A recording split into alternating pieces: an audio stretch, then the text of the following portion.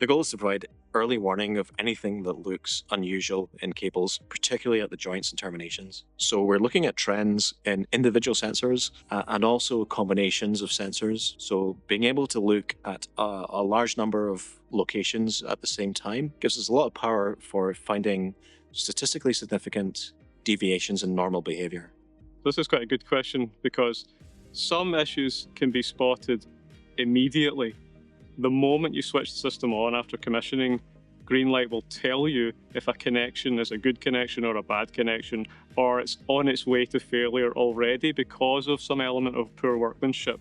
Helpfully, we already know from CGRE industry reports that there are some metrics that are extremely valuable for finding issues in cables. So for example, we can look at the ratio of phase current to screen currents, and that is able to directly identify many installation problems or other problems that can appear over time during the lifetime of the cable. There are other evolving trends that need to have continuous monitoring to see them happening.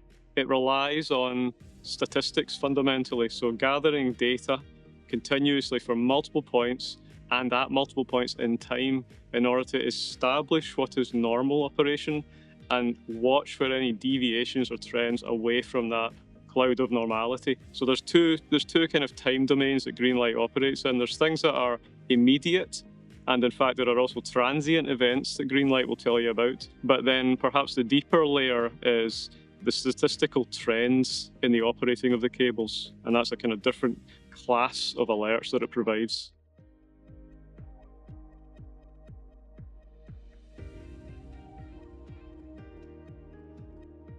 So these failures are unfortunately relatively commonplace, we're finding. And when they happen, you have to understand the way that these power systems are built.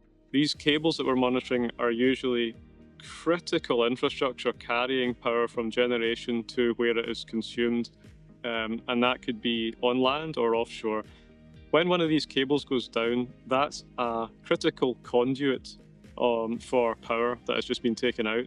And to some extent, that power equates to revenue for many companies. That is what their business model is, delivering power from these sources to where it is consumed. Now, if you don't know that that failure was going to happen in advance and it takes you completely by surprise, you're then at the mercy of having to placate your customers and your partners and your insurers. If you can see these things happening in advance, you can prepare for all of that, completely avoiding the unplanned outages which cause massive financial pain and also pain for the insurers and the insured in that market. To give an idea of how complicated this is, the installation of a set of 6 current sensors and temperature sensors in a typical joint bay would take around half a day for all the work on that side to be done. So it's not an overly long installation process, and then there's no commissioning to be done for those sensors because they are all passive devices that don't need to be configured in any way.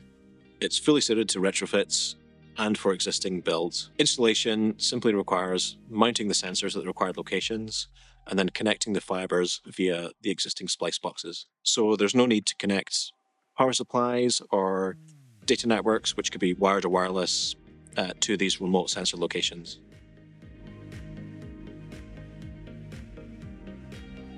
The customer gets 24/7 visibility, and that visibility is also very granular. While we offer some visualizations that provides information to the customer, the real power comes from automated processing of data in the background.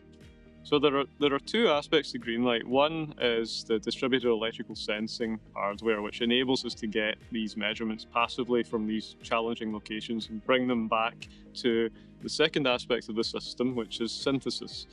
What synthesis is then doing with that data is establishing certain important physical correlations in those data. So that might be screen current versus what's happening with the temperature at a particular point on the asset.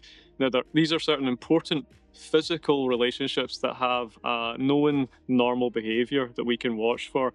but you can only watch for them if you can monitor continuously at a high number of points, which is what the hardware enables. The Greenlight also serves the customer with the output of those analytics, which can be configured in conjunction with the customer to set different thresholds on it.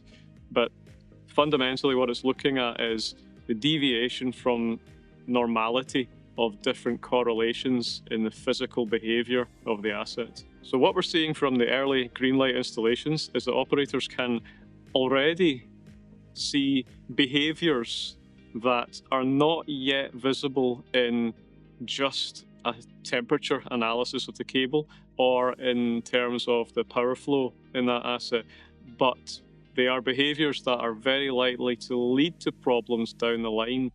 And the customer then has the opportunity to intervene in that to stop catastrophic failure later that would be very costly. So there are a batch of things that Greenlight can see immediately, and there are a batch of things that Greenlight can see over time as the statistical evidence builds up of what's normal behavior and what isn't.